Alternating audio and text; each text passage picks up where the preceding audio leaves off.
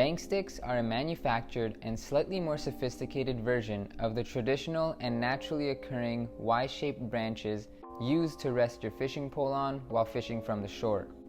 In one of my latest carp fishing videos, you may have noticed some unique looking bank sticks I was using. I made those out of some scrap cedar fencing with the help of a benchtop bandsaw.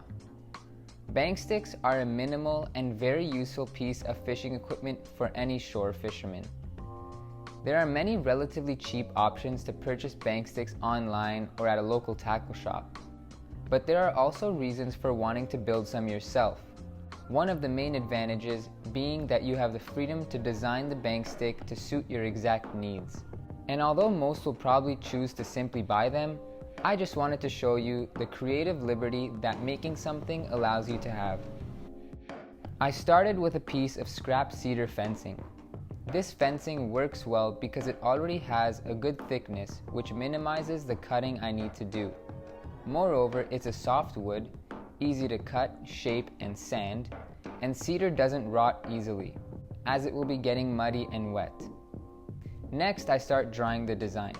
And this is where your creativity and personalization comes into play. Think of the ultimate bank stick for your needs and try to draw that into reality. I suggest drawing a line down the middle of your sketch as a reference for symmetry. You don't have to be a good drawer to sketch, but I can tell you that line and a geometry set is all you need to make a great drawing. Every bank stick has a U or V-shaped top that the rod rests in, and most have a slit at the bottom which allows the fishing line to suspend and pass freely through instead of being pinched against the wood, which can damage the line and decrease bite detection sensitivity. The length of the stick obviously depends on how long your piece of wood is. The ones I made, I cut off around 17 inches. But here you could think of the kind of shores and areas you like to fish, and what the bottom composition is like. If it's a soft, muddy ground, then a longer stick will allow you to reach deeper into more solid ground. Another consideration is the thickness of the shaft.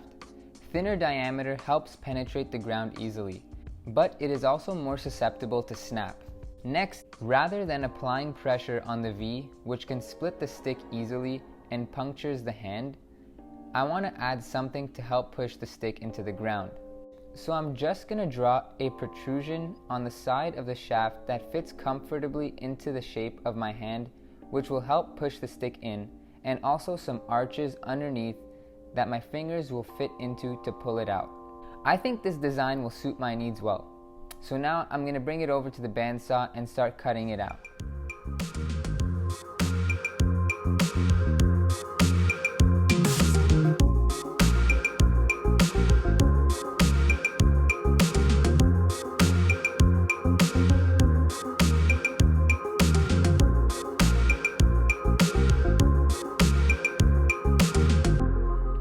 The next step is very important, and that's sanding.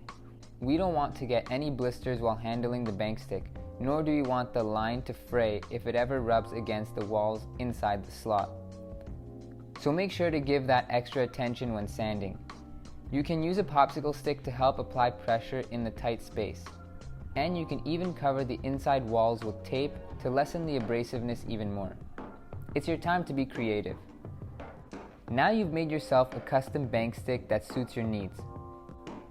You can finish the wood with a sealer, paint, or something of the kind to further help protect the wood, especially since this will be used in and around the water. But I like to keep things as natural as possible. The best part about making things yourself is that you can continuously tweak the design closer and closer to perfection as you go out and use it in the real world. I hope this video inspires you to get up and make something. It's a feeling unmatched to know that you're using gear that you've made yourself. Please leave a like on the video and consider subscribing to my channel. Leave a comment if you like this video and want to see more. Thank you, and God bless you.